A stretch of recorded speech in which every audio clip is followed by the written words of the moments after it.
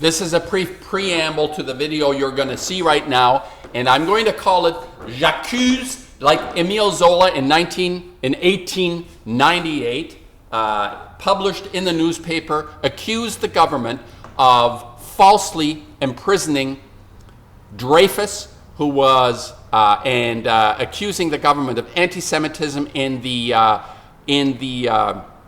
conviction of Dreyfus to be imprisoned falsely, and he showed how the government had fudged the details and he had to escape. He was accused of libel. I'm not going to libel anybody here. I'm just saying these guys are lying.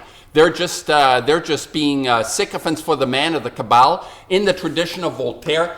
Écraser l'infâme. Voltaire famously standing up for the underdog, for the vulnerable during the Enlightenment.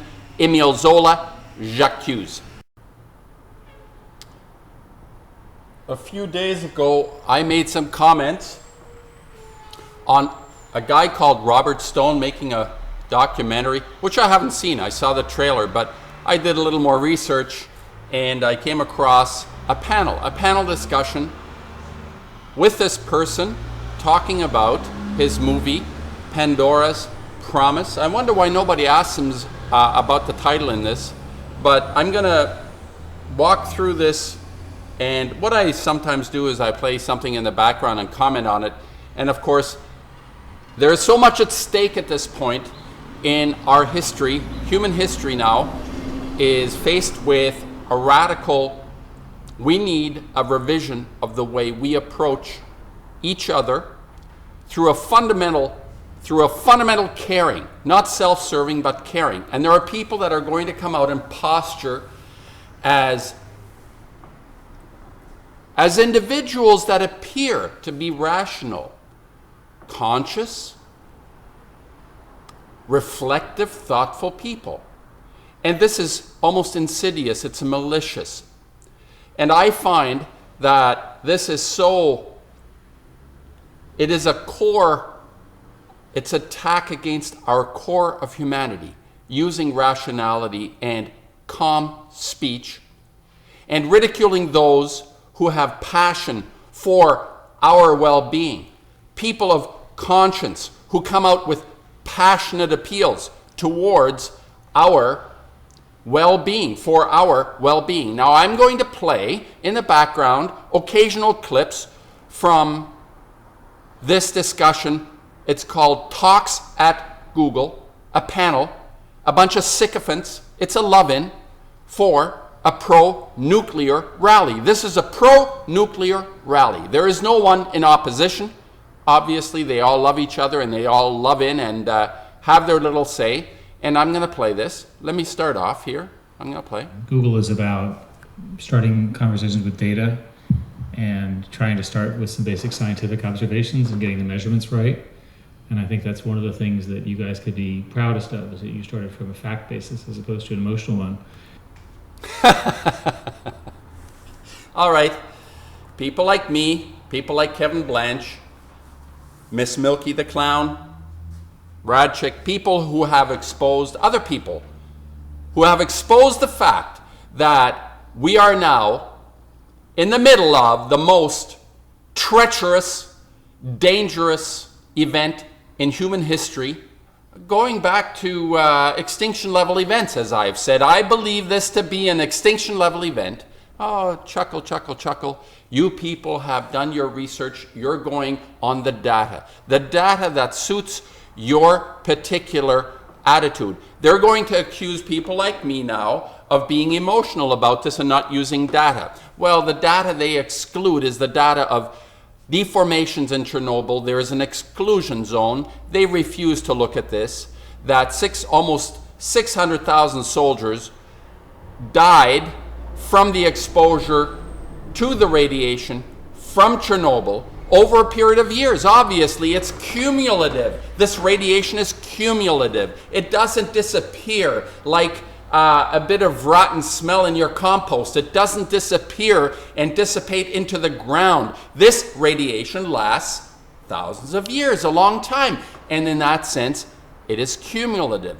It is not something that disappears. And of course, we are ridiculed because we understand this, but it's not suitable to their cause. Their cause is nuclear energy with no opposition.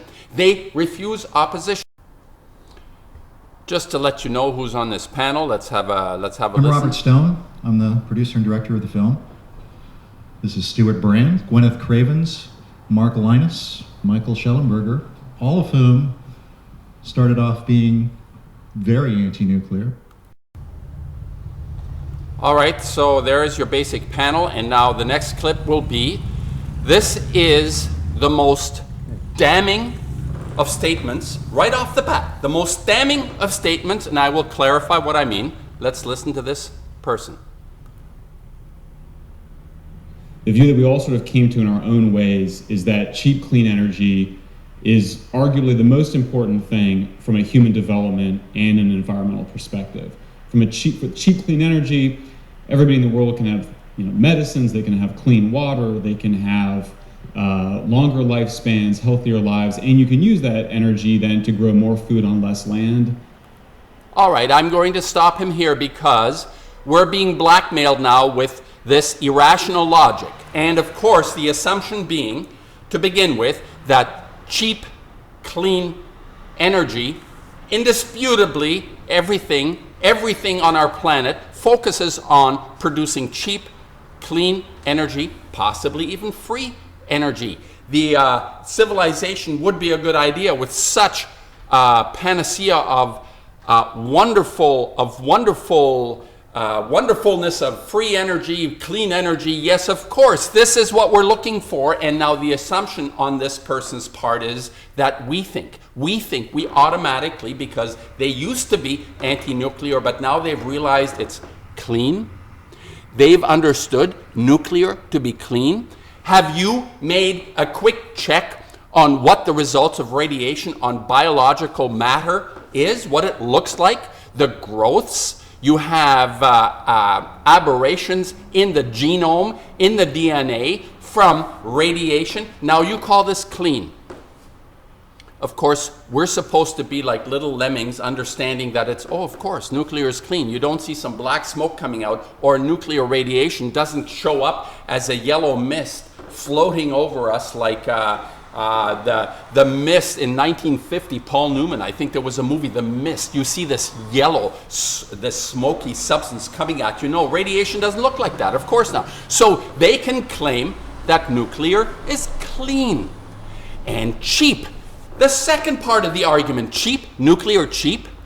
Hanford, they're talking about 150 million, no, sorry, $100 billion cleanup cost on the Hanford site. Now, talk about Hanford is one thing. Now, how about Fukushima? How about cleanup at Fukushima? They haven't even attempted a cleanup. We're looking at hundreds of billions of dollars in cleanup costs. Never mind the fact that the Pacific Ocean will be irradiated for thousands of years, already has begun. Now, the argument being I don't know how to express this outrage I feel at the logic, the blackmail that most ordinary people will listen to this. Oh, they sound very calm. So if I'm standing here ripping on my hair saying, hey, it's falling apart, of course, this is the strategy, people. When you hear somebody speaking softly and gently about this,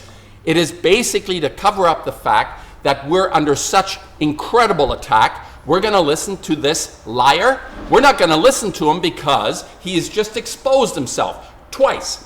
Cheap and clean. Neither of those 2 points is true and can be dissected and dismantled in minutes. I'm not an expert, but I understand immediately that this is one big, huge lie. If you look at Chernobyl, millions have died at Chernobyl. They say only 56 people died. This is their mantra. Nobody dies. Nobody has died from Fukushima. This is their mantra. And millions have died from Chernobyl, and many, many more millions will die from Fukushima because no one is stepping in to clean this toxic shit off the planet.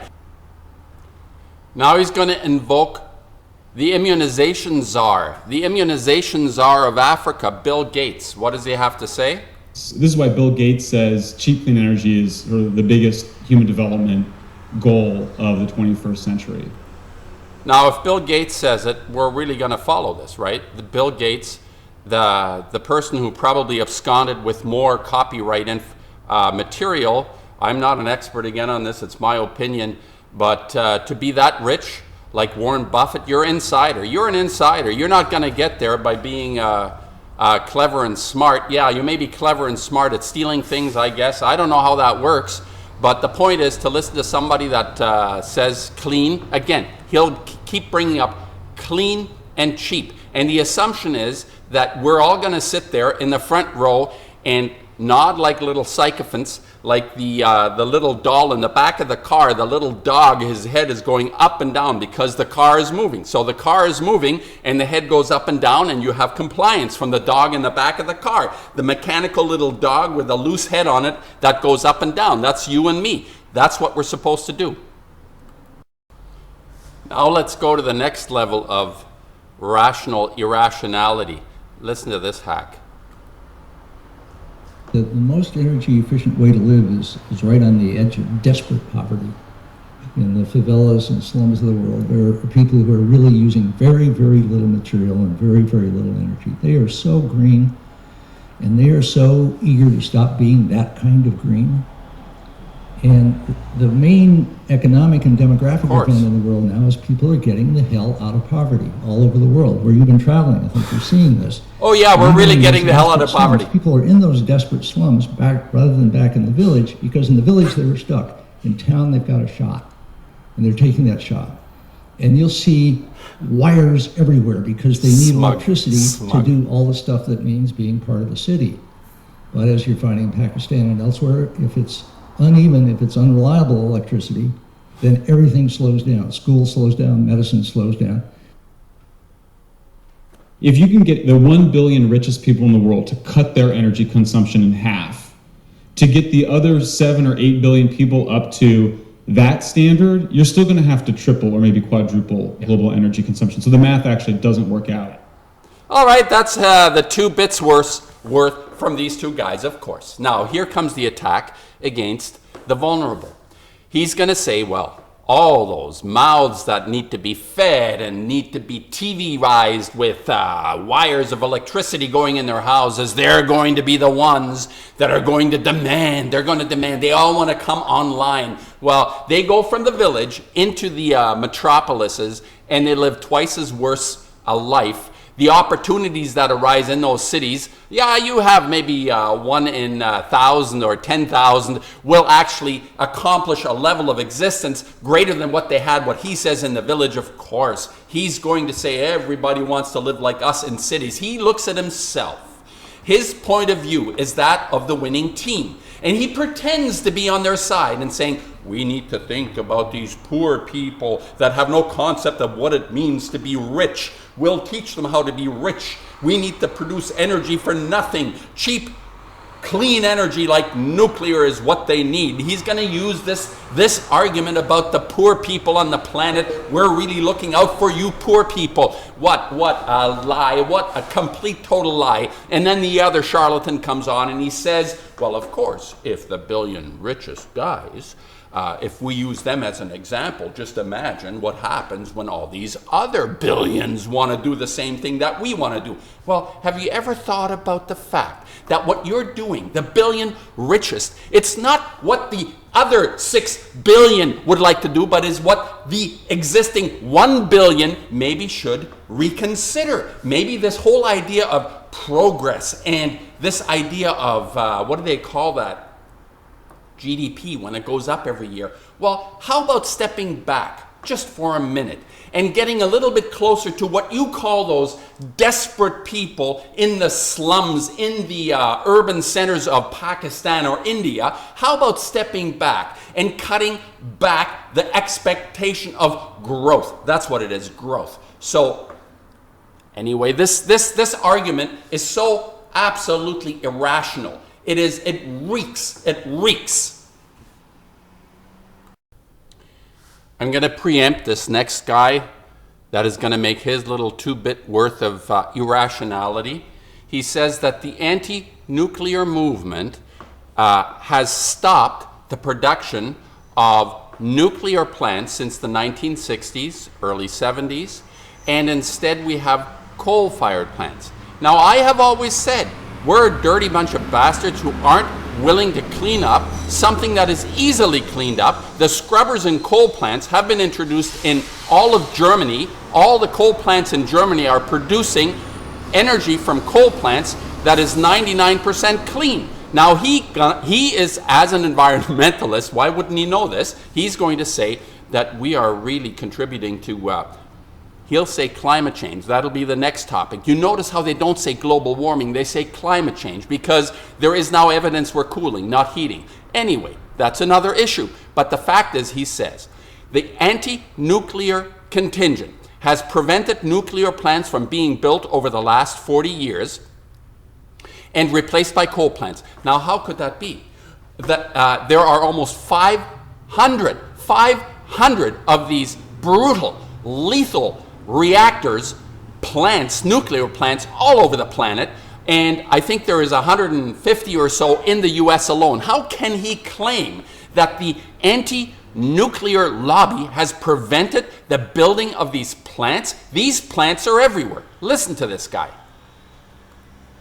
The fact that we've got enough mined uranium and spent fuel already to run the entire country at 80 gigawatts, which is its current energy consumption, for 500 years is interesting.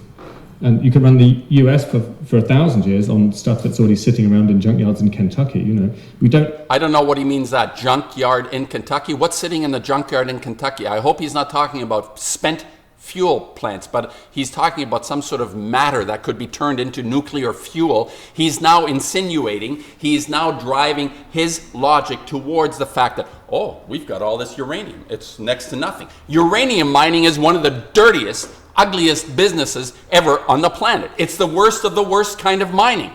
This is a horrible stuff. It is basically radiating as it is being mined, and it has to be controlled in these reactors. They make whatever they make in nuclear fuel that ends up in a toxic heap in what are called fuel pools, thousands and thousands of tons of stuff we don't know what to do with. I won't go there yet. Let's listen to him some more. Have a fundamental energy shortage, which is the complete reverse of the way we've always had this discussion. Why do you need to conserve energy and switch everything, you know, or say to Chinese that they can't English have accent. living that we've all become, you know, there is no shortage of energy. We've just got to accept that we're going to use different technologies.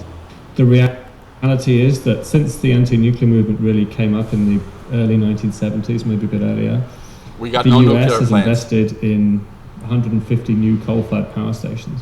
So every single nuclear plant that was proposed and then cancelled because of anti-nuclear activism either was replaced by a coal plant right there, and in some places they actually tore out the places where the reactors were going to put, and they put coal boilers in the exact same locations, or somewhere else.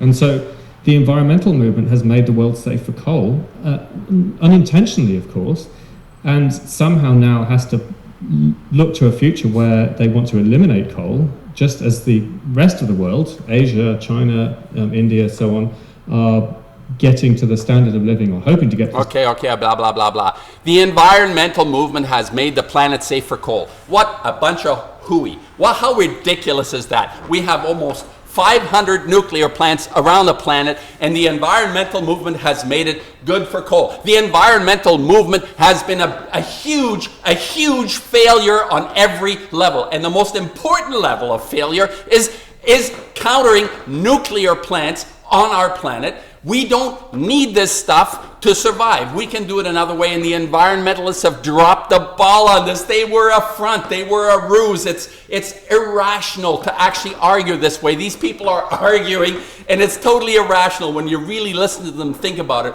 Number one, clean. Number two, it's like free energy. Number three, environmentalism has actually made the planet better for coal. Pause. Now the next guy that's going to chime in is going to talk about cost. Now just listen to the low numbers. He's referring to what he thinks is catastrophic in terms of cost. Listen to this. We're starting to realize real costs for not dealing with climate change. I mean, That's Robert Stone. Hurricane Sandy, I think, has cost $60 billion. You know, what if we get another one next year? You know, I mean, that could happen. Oh, $60 billion, Hurricane Sandy. Yes, of course, Hurricane Sandy, a tragedy. People are still reeling from Hurricane Sandy because the agencies that are supposed to be out there helping people to recover from this storm, as in Katrina, people were left destitute and never helped again. This is a whole other story again, of course, but he brings up the figure of $60 billion. What did I just say about Hanford? Hanford, conservatively, 100 to 150 billion on one plant, Now he's leading into the fact that, of course, carbon, we breathe carbon. We are carbon breathers. Carbon dioxide comes out of our lungs. 6-7 billion people breathing carbon dioxide. What a dirty bunch we are breathing carbon dioxide. This is what he's referring to. The elites, the winning team. The winning team has the argument that carbon dioxide is bad. Not the stuff they're breathing, not the cars they're driving, not the Al Gore mansions on the beach that he knows the water level isn't going to go up, because why would he buy a mansion on the beach? This is the rationale. We're supposed to buy and eat the pablum of these. These are lies. And in my humble opinion, I don't know what libel, but nobody comes up against these guys. Where is the person on the panel saying, why are you saying this bullshit? This is not true. This is not how it works. 60 billion on Katrina or 60 billion on Sandy is a pittance compared to what the cleanup is on Fukushima or Hanford or Chernobyl, which is collapsing again. They have to create a completely new covering over Chernobyl. Nobody talks about this. The cement, the borium with cement, whatever they have to pour on this, is increasing every day in order to contain the radiation, the meltdown, the China syndrome going on in Chernobyl as well. This is not contained, and it costs billions and billions of dollars, and they're bringing in this carbon thing. Give me carbon any day. Give me carbon any day. And now comes the mea culpa moment in this discussion, this panel discussion, the mea culpa, where they admit to have been wrong. And like they look back on who they were 40 years ago, snot-nosed little idiot hippies that had a passion, a love for something. The hippie movement, however long it lasted, it was a short period of time, a year and a half, however long that period lasted. I was on the fringe of that movement. It was a movement of excitement, of feeling that there was an overall sense of caring for who we were. A bit mindless maybe, a bit kind of spaced out, juiced out. You know, it's like taking all the drugs and crap that people did, and then like Abby Hoffman, they end up in Wall Street. And he's talking about himself. Now he was one of those hippies, and he's going to disparage his history. The best part of that history was never fulfilled. It never came to fruition. And now he's ridiculing that, and now comes this mea culpa moment, which makes him an authority on, I have recognized the wrong that I have done. Yes, of course, the hippie movement was a gigantic failure, because it never ended up in what it should have ended up, and that was with people caring. The fundamental principle of caring for each other and not go for the profit, not go for the immediate profit to create these horrible nuclear plants with all this toxic waste that can't be gotten rid of. We have no clue how to get rid of it, and the children for the next 100 generations are going to look back on us and say, what an ugly, dirty bunch of bastards they were, and he's going to excuse this. Let's see what he has to say. Mea culpa, now I've seen the light. My fellow environmentalists have this romantic attachment to a certain view of the world, which does not fit with actually dealing with the engineering. But isn't there another problem, which is people are loath to change their minds and admit that they were wrong, and you all actually did it in the movie say, this is what I thought, some new data came along and I changed my mind? Well, this is the difference between science. No, you don't agree with that. Go ahead. This is the difference between evidence-driven and ideology-driven. Because ideology, you double down on your theory of the world, even though it's wrong. Most documentaries function and are marketed and have a life out in the world by reinforcing people's preconceptions about the world. Okay, he's going to talk about the art side of things, and this is an attack, I feel personally, against me. People of intuition, people that he dismisses, the hippies. There were intuitive people in that group of hippies. You have a whole You have a group of magnificent poets that emerged. The Beats, sound poetry, based on data in many ways, but there were people of vision and understanding that we can't go on the same way. He will disparage that. He will disparage the artist. It's the nuclear industry making art. And I have no doubt, I don't have any research or proof on this, but I would not be surprised if the nuclear industry was very favorable. Well, of course they were favorable for this movie. I don't know whether the guy got money or not, but I wouldn't be surprised if he did, because he's now disparaging me. He's disparaging artists of intuition, and as an artist, I say, I knew when Fukushima blew up, the next day, it took me like, I did my first post a week. It had to settle in a little bit, I guess, not like Blanche, who on the next day came out screaming and shouting that we're looking at a major, major disaster. Okay, let me just pause for a second. I think I'll leave it after this. This is continuing now with the head guy, Stone, talking, and now it goes into esoterica. Here is the revelation, the real truth. This is like the turtle going into its shell. This is what religion does. He even refers to this, the turtle retreating back into its shell, into its source. The source being some kind of mystical notion about communing with some kind of magical universe of understanding, something that has made me fundamentally change. All you people out there aren't changing your mind because you're not connected to this mystical connection. Let's have a listen to this Stone guy talking about. What we've done here with this movie is to take a different tack. It's not like coming at you in your face and saying, "Oh, you're wrong. This is why you're wrong." It's we are you, and we were wrong about some things. We are you. Wrong for a whole variety of reasons because we were given information that was wrong. I am you. We are together. We are all one. Mm-hmm.